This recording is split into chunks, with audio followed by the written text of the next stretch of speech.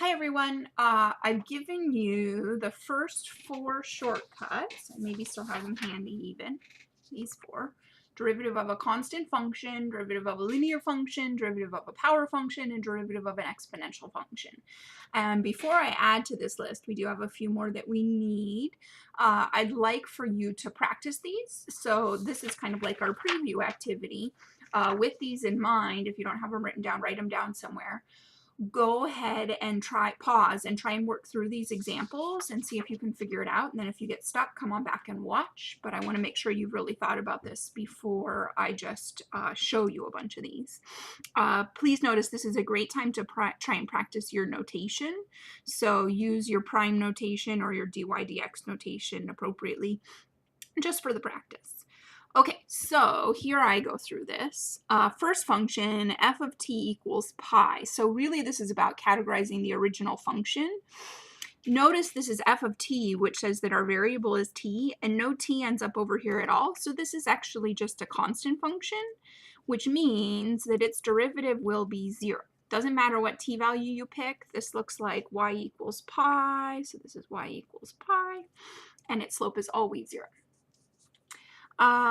G of z equals 7 to the z. This has a variable in the power, so this is an exponential function, which means we should use the exponential rule. So g prime of z will equal the exact same function, 7 to the z, but it will be multiplied by the natural log of the base, which is 7. So 7 to the z natural log 7. H of w equals w to the 3/4. So we're looking for h prime of w. We didn't look at this as we were working our way up to the power rule, but there's absolutely nothing that says that the power rule only works on integer powers. It can work on fractions as well. So I'm going to draw a step, do a step in between because I know I'm going to want to rewrite a little bit. So the power rule, I know it's a power rule because the variable is the base. It says drop the power down in front and then replace it with the old power minus 1, which is going to be a negative 1/4. And the reason I've written an extra step here is one of my rules for simplification will be that I never want your answer to contain negative exponents. So I would just take one extra step here and rewrite that as 3/4w to the 1/4. The negative power only applies to the w, which means it pushes only the w down and makes it 1/w to the 1/4. So it's now with the 4. Okay, D, P of z equals 3 to the 1/2. So a lot of people look at that one and they think that they should use a power rule on it. Occasionally someone thinks they should use the exponential function rule on it. The truth is that you don't need either of those rules. This is p prime of x, so the variable is x, and there are no x's over here, which means it's a constant function and its derivative is 0. So as we start learning shortcuts, this is what the skills test covers, is just can you apply your shortcuts? And just a heads up, I always put a tricky constant like that on the skills test. It's usually not on its own, it's part of a bigger problem, but make sure you're thinking about when something is constant. Okay, next, E, r of t equals the square root of 2 raised to the t power.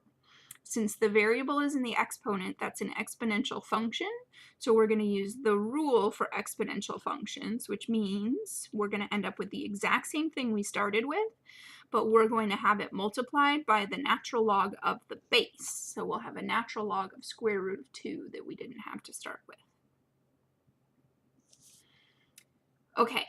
And then on this one, I told you to use your notation, but it's actually kind of tricky to use it here because we don't know what that original function was called. So I'm just going to be lazy and not use it.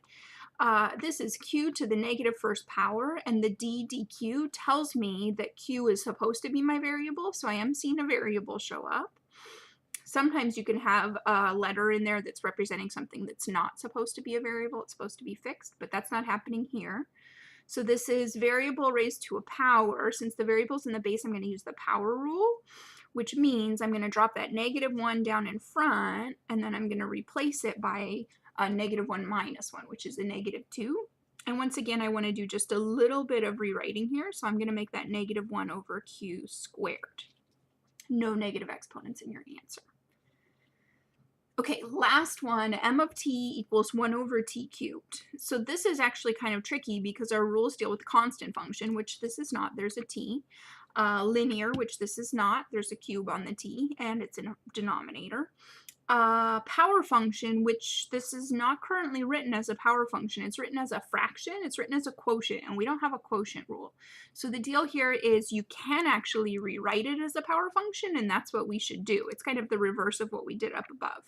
1 over t cubed is exactly the same as a t raised to the negative third power, which means the derivative is going to be power rule, since the variable is the base, negative 3 times t to the negative 4. Be really careful with the subtraction on negative. Sometimes people mess that up a little, which means m prime of t is equal to negative 3 over t to the 4th. All right, so there's our first chunk of examples with our basic shortcuts. Thanks for watching.